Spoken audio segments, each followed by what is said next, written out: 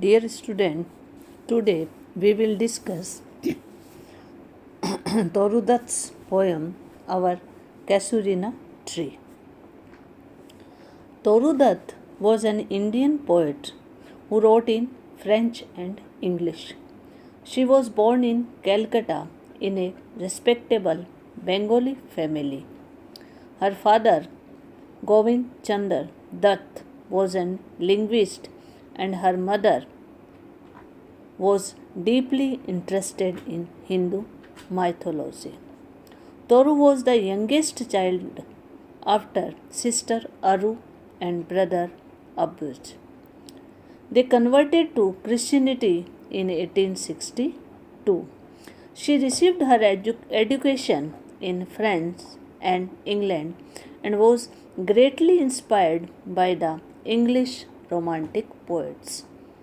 She returned to India in the early 1870s and took to learning Sanskrit.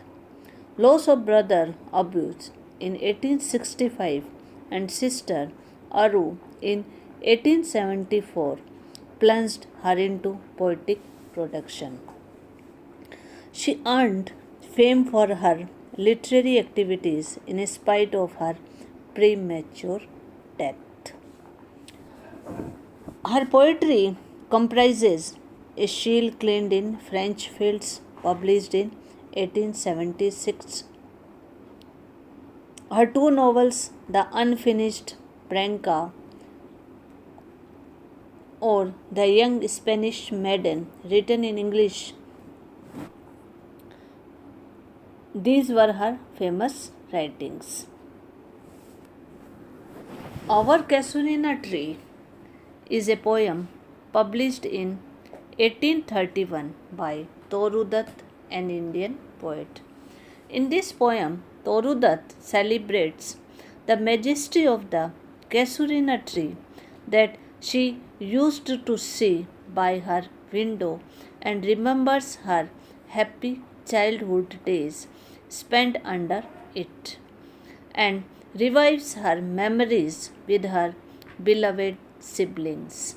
It still remains one of most popular poems in modern Indian literature. This poem is a remarkable poem where memory and nostalgia interplay in the lore of loss and longings. The tree is both a tree and a symbol of homeland, her joyous childhood. It cuts across time and eternity. The first paragraph describes the structure of the tree. The second relates the tree to Toru Dutt's own impressions of it at different times. The third connects the tree with Toru's memories of her beloved brother and sister who no longer live. The fourth personifies the tree as it laments human pain and regret, and the last stanza wills as it were the immortality of the tree.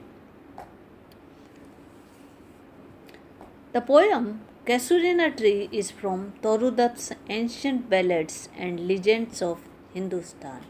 It is one of the most famous poems and it describes a tree near the speaker's home, and she associates heavily with memories of her childhood and her siblings that have since died, who now in blessed sleep, for I repose.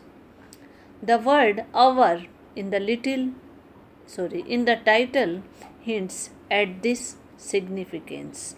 It is not just an ordinary tree for the poet, but rather a part of her life and an integral part of her childhood that she shared with her siblings. The opening line of the poem describes the grandeur of Casuarina in minute detail. Standing erect and wearing the scarf of the creeper that clutches it like a huge python. The tree is a source of life, filled with birds, bees, though the children who used to play under its branches are long gone. This liveliness that surrounds the tree is further detailed in the second stanza, which tells of a baboon, cockles, cows in its wind city.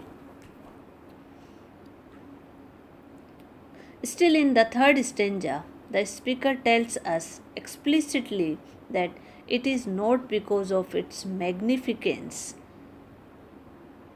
that dear is the Casuarina to my soul. Rather, it is because of her memories of her departed siblings. At the thought, at the thought of their death and their past memories, even the tree seems to lament and uses both an airy speech. In the fourth stanza, the speaker recalls various foreign shores, namely France or Italy, where she heard noise similar to the tree's mournful sighs, and recalled the tree and her own loved native clime. As the poem closes, the speaker meditates on the deathless tree in borrowed dates that carry the same grim way as those in William Wordsworth's poem on yew trees, which she quotes: fear, trembling, hope, and death, the skeleton, and time, the shadow. By contrast, the speaker tells us she yearns to return to Casuarina, tree of her youth, which she hopes will be saved from oblivion's curse. As the poem closes, the speaker meditates on the deathless tree.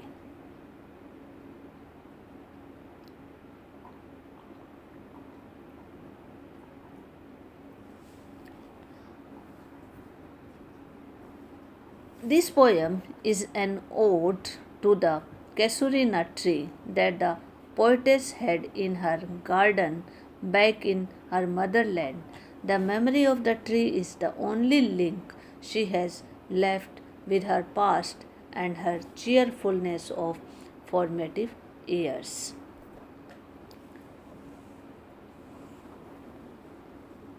The poet has made abundant uses of similes, metaphors, personifications, and allusions. In the first stanza, she compares the creeper winding round the trunk of the Casuarina tree to a huge python. She also metaphorically refers to the creeper as a scarf and also calls the tree as a giant. The first stanza describes the tree having rough skin and being garlanded by a vine having flowers. It rings round the trunk like a snake. This describes the strength and courage of the tree, which is still standing tall. The tree seems to symbolizes vitality, which is transmitted to the flowers, which attract bees and birds to the tree. The whole scene is of a harmonious whole, with each part being inextricably linked to the tree. In the second stanza,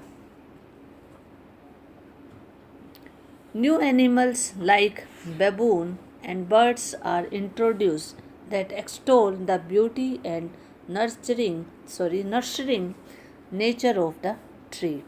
Even the tree's shadow provides refuge to lazy cattle around and flowering lilies in the water tank.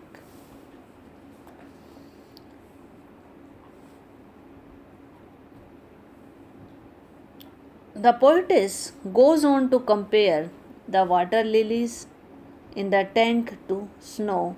She personifies fear, time, death, and hope to intensify her feelings of loss. She also makes an allusion to the yew trees of Borrowdale that is now synonymous with William Wordsworth. As Toru was influenced by romantics, it can be said that she too probably wanted her casuarina tree to be immortalized by her verse. The next stanza builds on the importance of the tree as new relationships are established. The poetess siblings are brought in the scene where she remembers the playful and cheerful moments that the three shared under the same tree. This realization is quite quickly stunted with the news of their death, which is described as a form of sleep. However, she has faith that they all be reunited under the brief spell of the false sleep of death. They all will enjoy the same fun and games in the Garden of Eden in paradise. But the poem does not limit itself to the world of unseen and turns back to living world. The poetess describes the lingering image that the tree has that she senses it even in distant places like Europe. She wants the tree to be admired in this world for generations to come. She wants the tree to continuously shine as a beacon of joy. She immortalizing the magic of tree and its unforgettable memories in honor of her brother and sister. She even considers her own demise but with a ray of hope. The poetess is optimistic that the tree can live through generations much like the yew trees of Borrowdale in the words of William Wordsworth. She hopes the tree can outlive the force of age and space and be cherished and celebrated long after she is gone. Thus, we can say that the poem shows thorough, minute observation and varied impressions of the tree. The poem has published in ancient ballads and legends of Hindustan.